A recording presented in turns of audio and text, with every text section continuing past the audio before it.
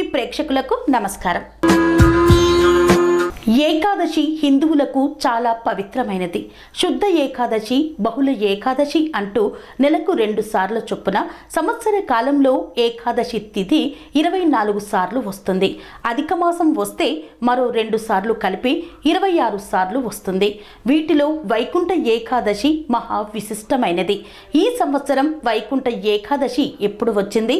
వైకుంఠ ఏకాదశి నాడు ఉత్తర ద్వార దర్శనం ఎందుకు చేసుకోవాలి?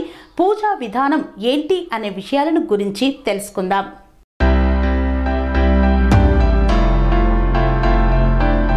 మార్గశిర మాసం శుక్ల పక్షంలో వచ్చే ఏకాదశిని సర్వేకాదశి, వైకుంఠ ఏకాదశి, ముక్కోటి ఏకాదశి అంటారు. పుణ్యతిథి కావడం వల్ల దీన్ని మోక్షద ఏకాదశిగా కూడా పిలుస్తారు. ఇది సూర్యుడు దక్షిణాయనం నుండి ఉత్తరాయణంలోకి ప్రవేశించడానికి ముందు వచ్చే ఏకాదశి. మహావిష్ణువు గరుడ వాహనుడై 3 కోట్ల మంది దేవతలతో కలిసి భూలోకానికి దిగివచ్చి భక్తులకు దర్శనమిస్తారు. అందుకే దీనిని ముక్కోటి ఏకాదశి అని పేరు వచ్చినట్లు అష్టాదశ పురాణాలు పేర్కొంటున్నాయి. ఈ ఏడాది వైకుంఠ ఏకాదశి ఎప్పుడు వచ్చింది అంటే డిసెంబర్ 22 శుక్రవారం ఉదయం 9:39 తర్వాత ఏకాదశి తిథి ప్రారంభమవుతుంది. 23 శనివారం ఉదయం 7:56 పూర్తవుతుంది. అయితే సూర్యోదయంలో ఏకాదశి తిథి ఉన్న రోజునే లెక్కలోకి తీసుకుంటారు. కాబట్టి 23వ తేదీనే ఏకాదశి పర్వదినంగా జరుపుకుంటారు. ఆ రోజున తెల్లవారుజామునే ఏకాదశి గడియలు దాటిపోక ముందే ఉత్తర ద్వార దర్శనం చేసుకోవడం మంచిదని పండితులు చెబుతున్నారు. వైకుంఠ ఏకాదశి రోజున శ్రీ మహావిష్ణువును ఉత్తర ద్వారం నుండి దర్శించుకోవాలని చాలామంది ఆరాటపడుతుంటారు. వైకుంఠం తలుపులు తెరుచుకునే ఈ పర్వదినాన శ్రీహరి ముక్కోటి దేవతలతో భూలోకానికి వచ్చి భక్తులకు దర్శనమిస్తాడు. పురాణాల ప్రకారం ఒకప్పుడు రాక్షసుల హింసను భరించలేక దేవతలందరూ కలిసి ఉత్తర ద్వారం నుండి ప్రవేశించి శ్రీ విష్ణుమూర్తిని దర్శించుకొని తమ గోడును వెళ్ళబోసుకున్నారు. అప్పుడు శ్రీ మహావిష్ణువు అనుగ్రహించి రాక్షసుల బాధ నుండి విముక్తి కలిగించాడని, అందుకే ఉత్తర ద్వార దర్శనం చేసుకుంటే మనల్ని వెంటాడుతున్న సమస్యలన్నింటికీ పరిష్కారం లభిస్తుందని భక్తుల నమ్మకం. వైకుంఠ ఏకాదశి రోజున ప్రతి ఒక్కరూ తెల్లవారుజామునే లేచి స్నానాదులు పూర్తి చేసుకోవాలి.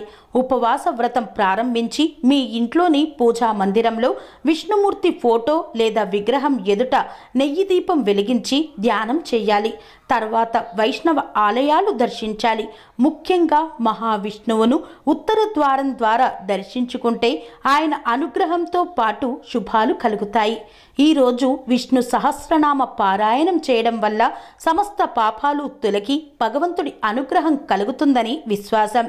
ఈరోజు ఉపవాసం ఉండి ఎవరైతే మహావిష్ణువును ఆరాధిస్తారో, ఉత్తర ద్వార దర్శనం చేసుకొని విష్ణు సహస్రనామ పారాయణం చేస్తారో వారికి దైవ అనుగ్రహం కలిగి మోక్షానికి మార్గం సిద్ధిస్తుందట.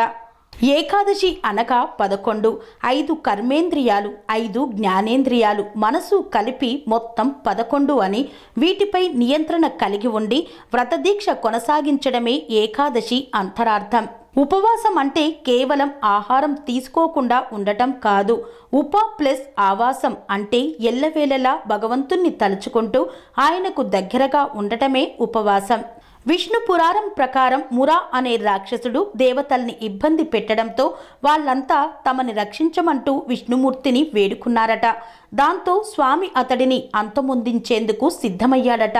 అది తెలిసిన అసురుడు సముద్ర గర్భంలో దాక్కోవడంతో విష్ణుమూర్తి కూడా ఓ గుహలోకి వెళ్ళి నిద్రిస్తున్నట్లుగా నటించాడట.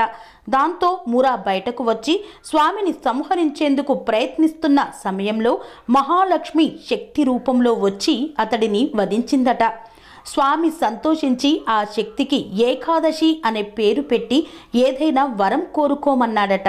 మురను సంహరించిన రోజున ఉపవాసం ఉన్నవారి పాపాలను పోగొట్టమంటూ ఆ శక్తి వేడుకోవడంతో స్వామి తదస్తు అనడంతో పాటు వైకుంఠ ప్రాప్తి కూడా కలుగుతుందని వరమిచ్చాడట.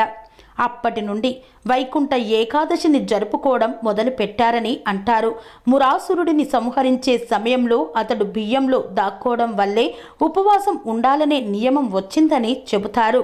ఈ రోజున ఉపవాసం ధ్యానం చేయడం వల్ల మిగతా 23 ఏకాదశులు ఉపవాసం ఉన్న ఫలితం కలుగుతుందని విష్ణు పురాణం చెబుతోంది.